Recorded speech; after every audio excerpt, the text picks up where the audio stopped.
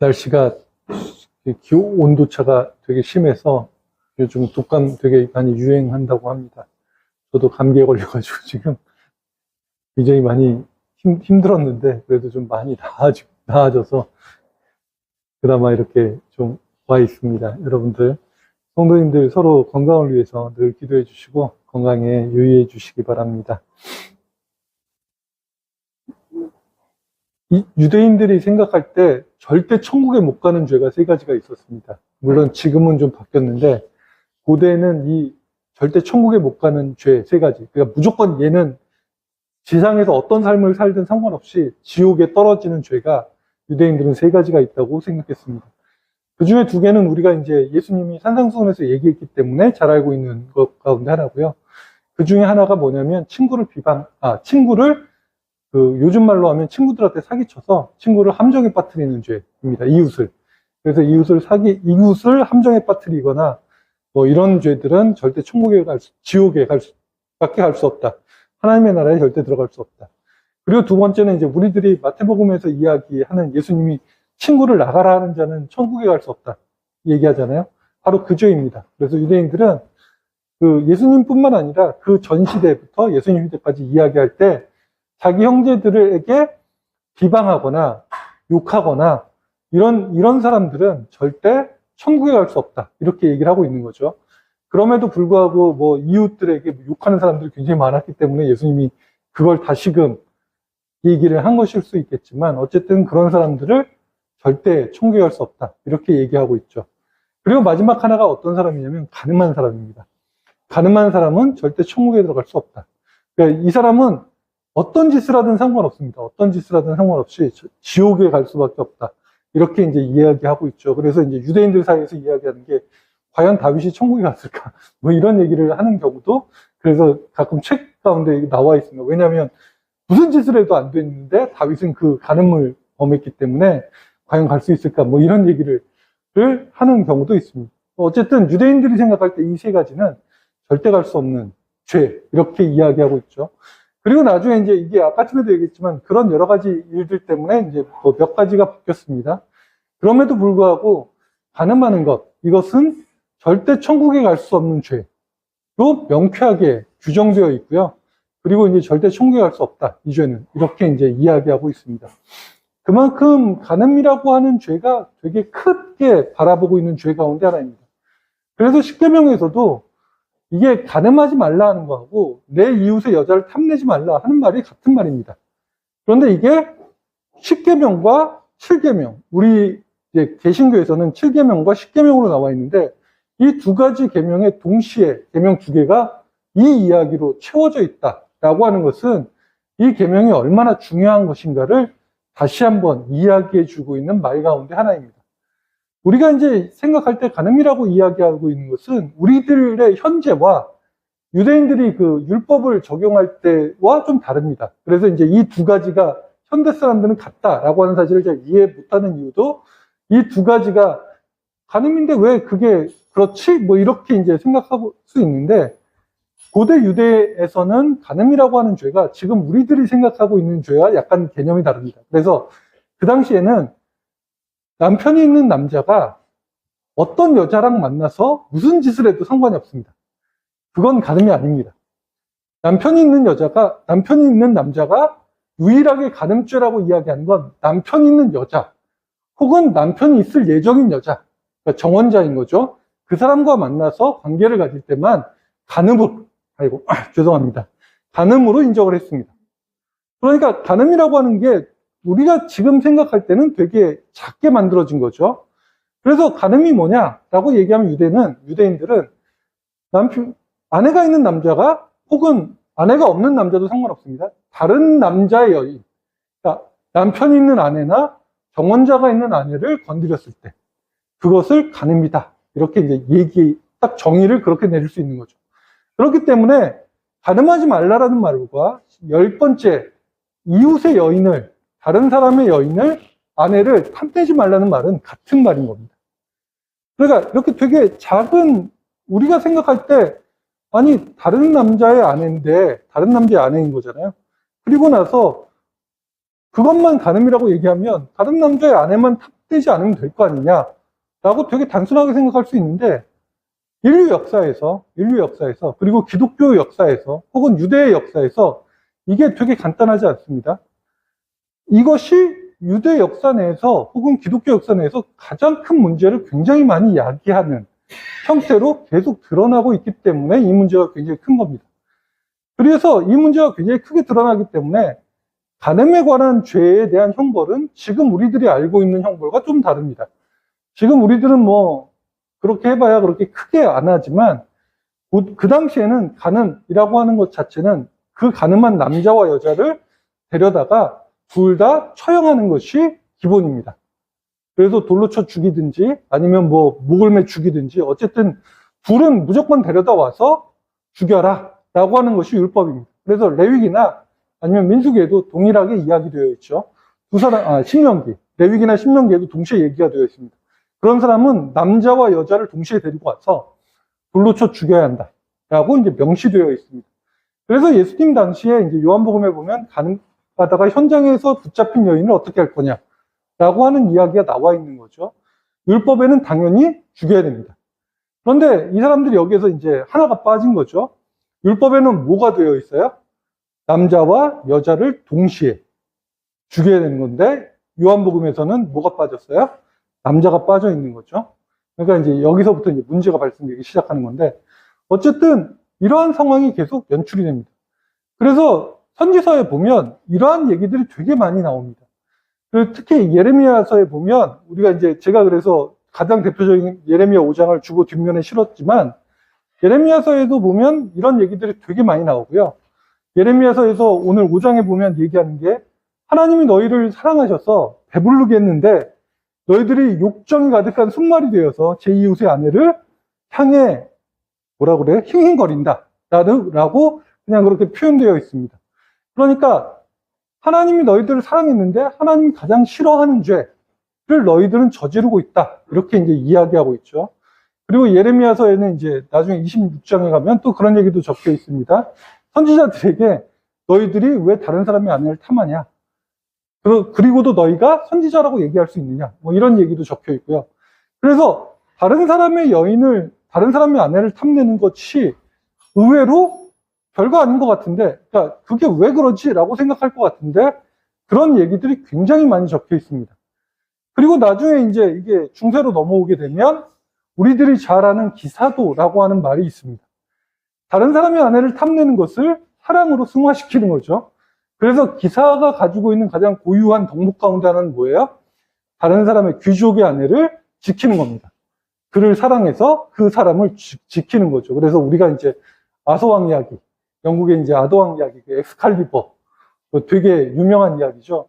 거기에 보면 이제 1부는 아더왕에 관한 거고 2부는 원탁의 기사에 관한 건데 원탁의 기사에 보면 기사도라고 하는 이야기가 나올 때 아더왕의 아내인 귀네스라고 하는 왕비를 사랑하는 그 기사의 이야기들이 등장하기 시작합니다.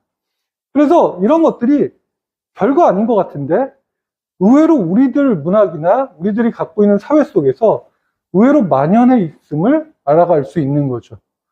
그래서 하나님이 가장 싫어하시는 죄인데 하나님이 가장 싫어하시는 건데 이것이 우리들 사회에서 절대 없어지지 않고 의외로 간음이라고 하는 게 아까쯤에도 말씀드렸지만 범위가 되게 좁음에도 불구하고 이건 단순히 욕정의 문제를 넘어서는 또 다른 무언가가 존재하는 형태로 계속 간다는 거죠. 그러니까 다른 사람의 아내를 탐하고 다른 사람의 아내를 향해서 내가 음욕을 품고 다른 사람의 아내를 내가 계속 무언가를 하려고 노력하는 형태, 이것을 계속 우리들은 지금까지 역사적으로 계속 해왔고 이런 것들에 대해서 하나님은 철저하게 단죄하는 형태로 흘러가고 있습니다. 지금 우리들의 사회에서도 똑같은 형태가 지금 계속 불거지고 있고요. 좀 창피한 얘기긴 하지만 교회에서도 이제 그런 일들이 계속 불거지고 있어서 되게 이게 참 마음 아픈 일들이긴 한데 어쨌든 이러한 형상들, 이러한 형태들이 우리 사회에 끊임없이 존재하고 있고 우리들이 이제 종교라고 하는, 기독교라고 하는 하나님이 가장 하나님을 사랑하는 사람들 사이에서도 이런 문제가 계속 드러나고 있다라고 하는 건 되게 마음이 안 좋은 상황인 거죠. 그런데 여기서 한번 생각해 볼 필요가 있습니다. 그러면 다른 사람의 아내를 내가 탐하는 걸 도대체 왜 그럴 것이냐 라고 하는 것에 대한 이야기인 거죠. 하나님도 싫어하고, 그리고 그 이외에 다른 여러 가지 선택지도 많은데 왜 하필 하나님이 싫어하는 그 일로 우리들은 나아가느냐라는 거죠. 여기에서 성경은 내가 다른 사람의 아내, 그리고 이러한 일들을 하고 있는 것을 욕망이라고 이야기합니다. 욕정이라고 이제 성경은 표현하는데, 이 욕정을 향해서 우리들은 이렇게 이야기를 하는 거죠. 그건 내가 없어지는 상황이다 라고 고대 이제 그 이후에 신학자들은 해석하기 시작합니다. 그래서 우리들은 기본적으로 욕망이 두 가지가 존재합니다. 하나는 인간이 살아가는 데 필요한 욕망들인 거죠. 그래서 우리가 식욕도 마찬가지인 거고, 그런 것들은 우리가 먹으면서, 식욕 같은 경우는 굶으면 죽잖아요. 그러니까 당연히 욕망이 필요한 것이고요. 그게 없으면 사람은 죽을 수밖에 없는 거죠. 거식증, 이런 거 식욕을 억제해서 나중에 식욕이 없어지는 형태입니다. 그래서 안 먹잖아요. 그럼 죽습니다. 이러한 욕망들은, 사람들의 기본적인 욕망들은 그것을 통해서 만족감을 얻습니다. 그래서 밥을 먹으면 우리가 포만감을 얻는다 그러잖아요. 만족감을 얻는 거죠. 기본적인 욕망은. 그런데 우리들이 기본적인 욕망을 넘어선다면 그때는 욕정이 됩니다. 그리고 그 욕정은 우리들 가운데 그 욕망을 통해서 만족감을 주는 것이 아니라 허무함을 줍니다. 그 욕망은 끊임없이 채워도 부족한 거죠. 그래서 식욕 같은 경우도 우리가 기본적인 욕망, 그러니까 기본적으로 우리가 살아야 되기 때문에 먹는 욕망을 넘어서게 되면 그 다음부터는 아무리 먹어도 채워지질 않습니다. 그럴 때는 우리가 먹어도 채워지지 않는 경우는 이제 계속 먹잖아요. 그런 사람들 같은 경우는 식욕이 있다고 이야기하지 않습니다. 그런 사람들 같은 경우는 식욕 너머에 채워지지 않는 허무가 존재하니까 그걸 고쳐야 된다. 그래서 그걸 상담을 받거나 약을 먹거나 하여튼 어떤 식으로 해서 그걸 해결하려고 이제 노력을 하는 거죠. 우리가 마찬가지로 다른 사람을 향한 마음도 똑같습니다.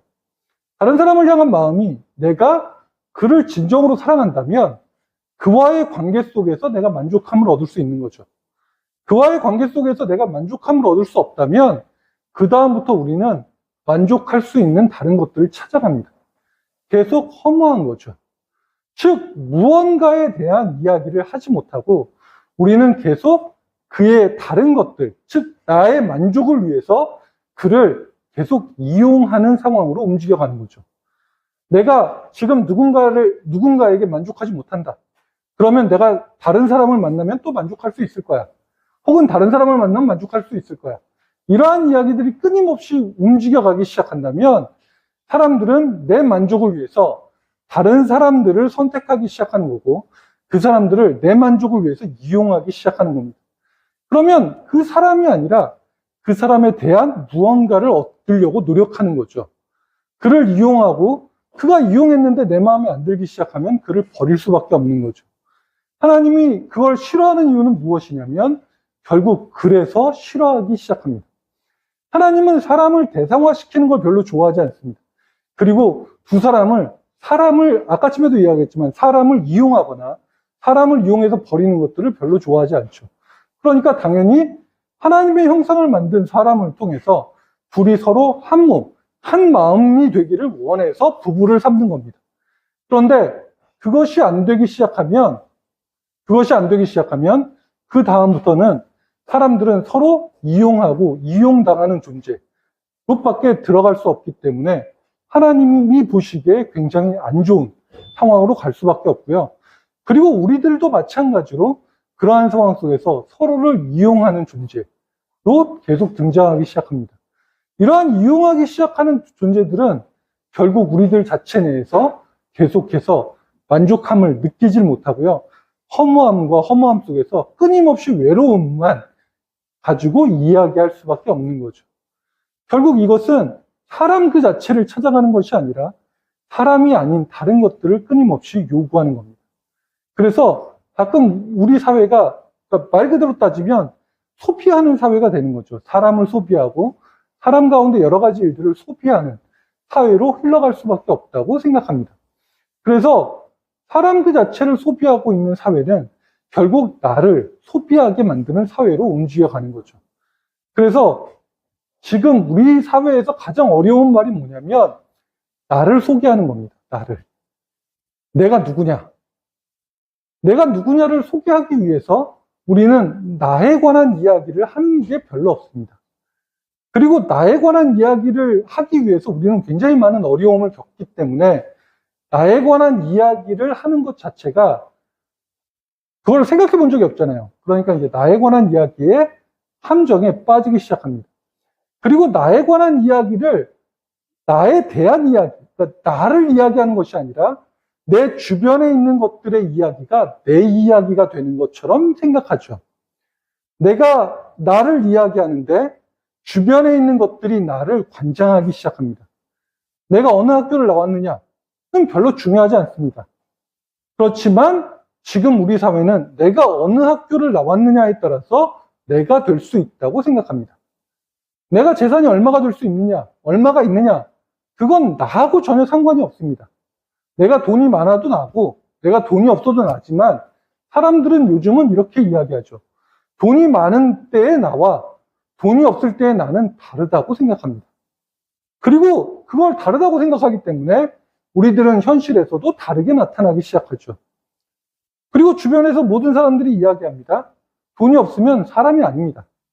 그러니까 돈이 없으면 사람이 아니기 때문에 돈이 없으면 당연히 내가 사람이 아닐 것처럼 행동하기 시작하죠. 내가 옆에 있는 내 부인도 역시 마찬가지입니다. 그 사람이 누구냐에 관심이 없습니다. 그는 나를 돋보이게 해주는 존재여야 가능한 거죠. 우리 부인이 누구야? 그리고 우리 부인은 어떻게 생겼어? 우리 부인은 키가 몇이야? 우리 부인의 몸매는 어떻게 돼? 이런 것들이 결국 내가 다른 사람들에게 보여지는 나만의 가치인 것처럼 여겨지게 만듭니다. 옆에 있는 사람이 나를 빛내주는 도구, 그 이상은 아닌 거죠. 내가 옆에 있는 사람을 볼 때 마찬가지로 그렇게 보이기 시작합니다. 그가 빛나야 내가 빛나게 되는 거고, 그가 빛나야 결국 내가 그를 봐줄 수 있는 거죠. 그래서 외모의 변화가 그 사람을 사랑하는 것의 변화로 바뀌기 시작하고요. 그건 나도 마찬가지인 겁니다. 그러니까 우리 사회가 변하는 게 뭐예요? 나이를 먹는 걸 싫어합니다. 엔티에이징이라고 그러나요? 엔티에이징이라고 그러나요? 나이를 먹는 걸 죽어도 싫어하는 형태들이 끊임없이 등장하기 시작하는 거죠. 결국 무엇이 없어지느냐? 내가 누군지에 관해서 아무도 생각하지 않고요. 결국 나도 다른 사람에게 소비하는 존재로밖에 없습니다. 소비하는 존재로 등장하기 시작합니다. 그러니까 나를 가꾸고 나를 움직이고 내가 무언가를 만들어내고 하는 것들은 다 다른 사람에게 나를 소비시키기 위한 도구에 불과한 거죠. 내가 어디에 사느냐? 그게 왜 중요한가요? 그건 내가 다른 사람들에게 어떻게 보이느냐가 더 중요하기 때문입니다. 그리고 내가 어떻게 사느냐? 그거 별로 중요하지 않겠지만 지금은 되게 중요한 것처럼 이야기하죠. 남자들 가운데 이야기하죠. 내가 무슨 차를 타느냐? 그게 뭐 중요합니까? 비싼 차를 타든 싼 차를 타든 내가 그냥 움직여 다니는 게 편한 차를 내가 좋은 차를 타면 상관없는 거죠. 그런데 내가 무엇을 타느냐에 따라서 나와 상관없는 등급이 이미 결정되고 정해집니다. 그래서 나는 그거보다 더 나은 것들을 끊임없이 추구하려고 하고 움직여 나갈 수밖에 없는 거죠. 즉, 나는 모든 것들에 대해서 탐욕의 눈을 뜰 수밖에 없는 상황이 생기게 됩니다. 탐욕의 눈을 뜨기 시작하는 순간 우리는 그 다음부터 하는 일이 딱 전제됩니다. 내가 없는 거고요. 그 다음에 누가 있어요? 다른 사람들이 존재하고요. 다른 사람들의 눈이 존재합니다. 다른 사람들의 눈이 존재한다는 건 그 다음부터 내가 선택하는 것은 불안하기 시작합니다. 그리고 우리들은 늘 한 가지의 생각을 하는 거죠. 다른 사람이 훨씬 더 낫다. 다른 사람의 눈들이 끊임없이 존재하기 때문에 우리들은 나보다는 다른 사람이 낫다는 것이 너무나 당연한 세상 속에서 살아가기 시작합니다. 그리고 나보다는 다른 사람의 선택이 더 되려 낫다고 생각하는 순간 우리는 저 사람은 왜 저렇게 잘 살지? 나만 못 사는 것 같아. 라고 하는 생각이 가질 수밖에 없고요. 다른 사람의 선택이 더 완벽하다고 느끼는 순간 내 옆에서 늘 나와 함께하는 사람도 마찬가지가 되는 거죠. 내 부인보다는 늘 다른 사람의 부인이 더 훌륭해 보이기 시작합니다. 내 부인보다는 다른 사람의 부인이 더 나아 보이기 시작하는 거죠. 반대로 아내들도 마찬가지인 거죠. 내 남편보다는 다른 사람의 남편이 훨씬 더 나아 보이기 시작합니다. 왜냐하면 그것은 그 사람이 진짜 낫다기보다는 내가 선택한 것보다 그가 선택한 것이 훨씬 더 나을 수 있다고 하는 기저가 깔려 있기 때문인 거죠. 다른 사람의 눈을 늘 신경 쓰고 살다 보면 결국 내 거보다는 다른 사람이 더 나은 거죠. 진짜 그 사람이 나으냐? 진짜 그 사람이 나으냐? 어른들이 늘 이야기하잖아요. 살아보면 다 똑같다고. 그놈이나 다 그놈이에요. 뭐 얘기하잖아요.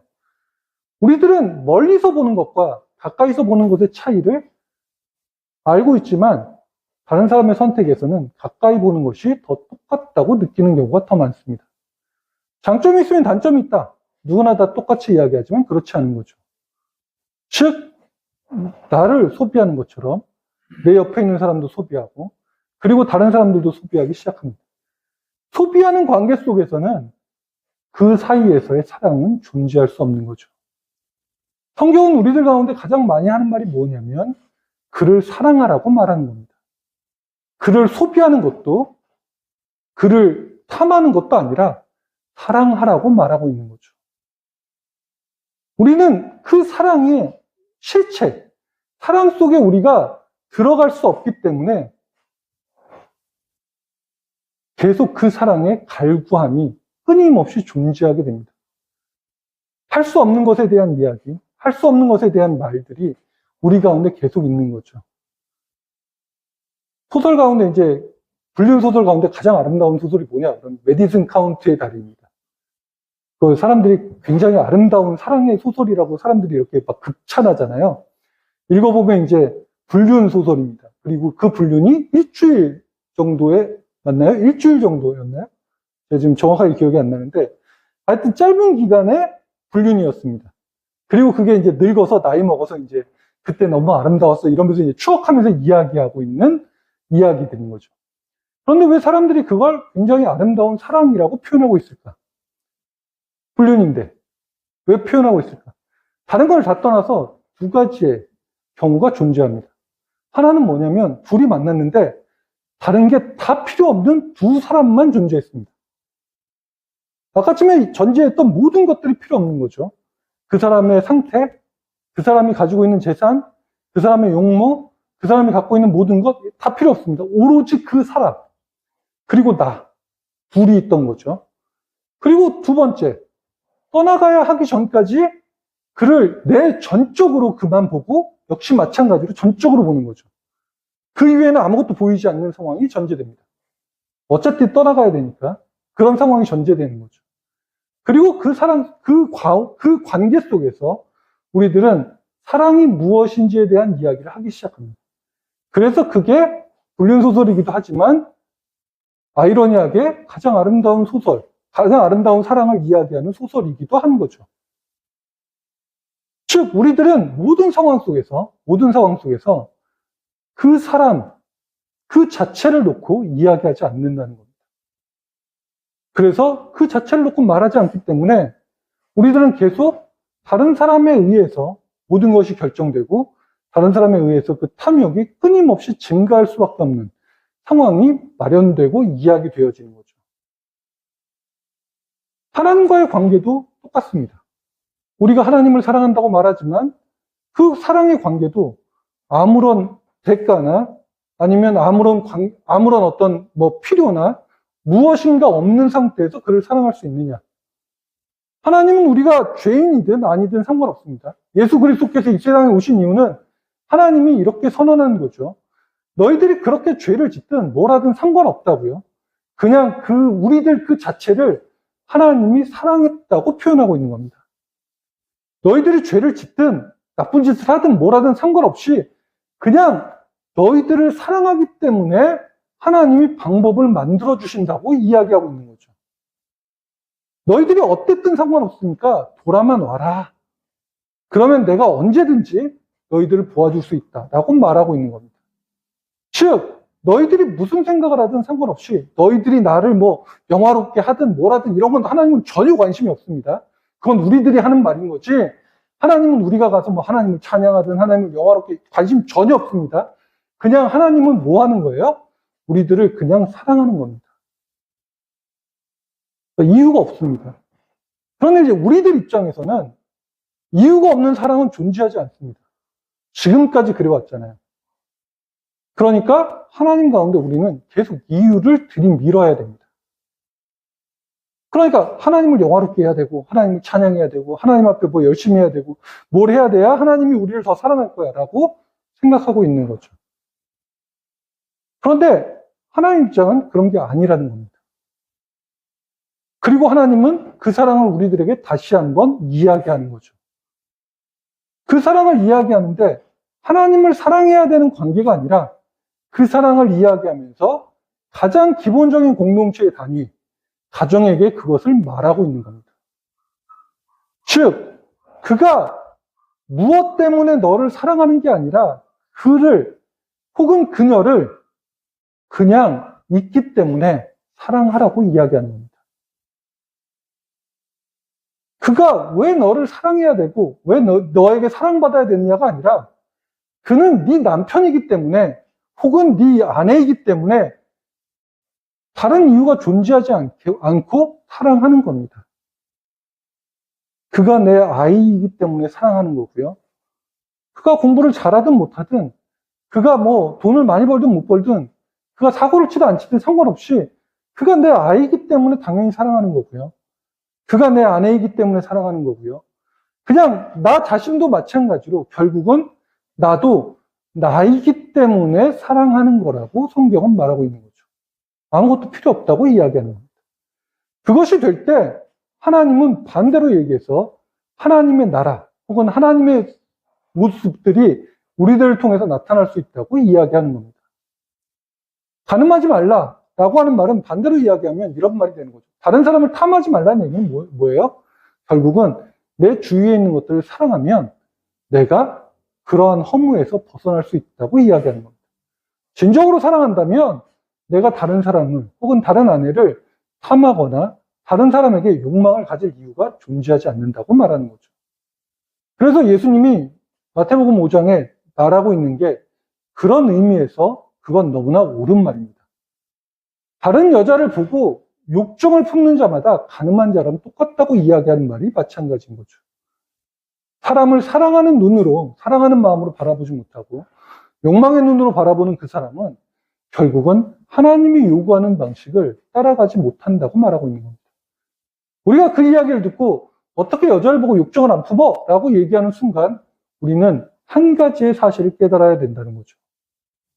우리는 아직도 우리가 허무 속에서 살아가고 있구나.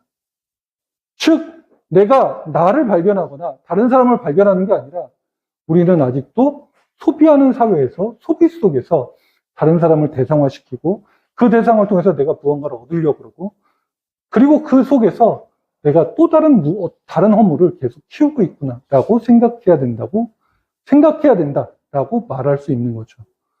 예수님은 우리들에게 이야기하고 있는 명확한 사실은 겁니다. 내가 다른 누군가를 한 사람이라도 사랑하기 시작한다면 절대 다른 사람을 대상으로 여기지 않는다. 다른 사람을 함부로 하지 않는다라고 이야기하는 겁니다. 올바른 사랑은 그래서 세상을 바꿀 수 있다라고 말합니다. 가늠하지 말라라고 하는 율법은 그래서 굉장히 중요한 율법이고요. 유대인들은 그래서 그렇게 하는 사람들은 천국에 절대 가지 못한다. 무슨 짓을 해도 가지 못한다고 이야기할 수밖에 없는 율법이 되는 것입니다. 그러니까 우리들 삶 속에서 다시 한번 이 말씀을 통해서 생각해 보아야 합니다. 내가 나를 사랑할 수 있느냐? 그리고 내가 나를 사랑하는 방법을 그럼 어떻게 하느냐? 내가 내 아내를 사랑할 수 있느냐? 혹은 내 자녀를 사랑할 수 있느냐? 그 자녀 그 자체를 두고 그 아내 그 자체를 두고 사랑할 수 있느냐? 이것이 하나님이 지금 우리들에게 물어보는 또 다른 이야기일 수 있습니다. 이것이 된다면 우리 사회가 더 아름다운 사회로 그리고 더 큰 사회로 나아갈 수 있을 것입니다. 기도하겠습니다. 하나님 감사드립니다. 주님께서 저희들과 함께하여 주심을 감사드립니다.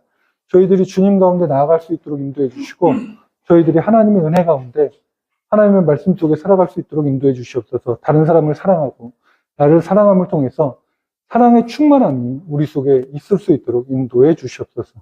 함께 해주신 하나님께 감사드리며 예수님 이름으로 기도드립니다. 아멘.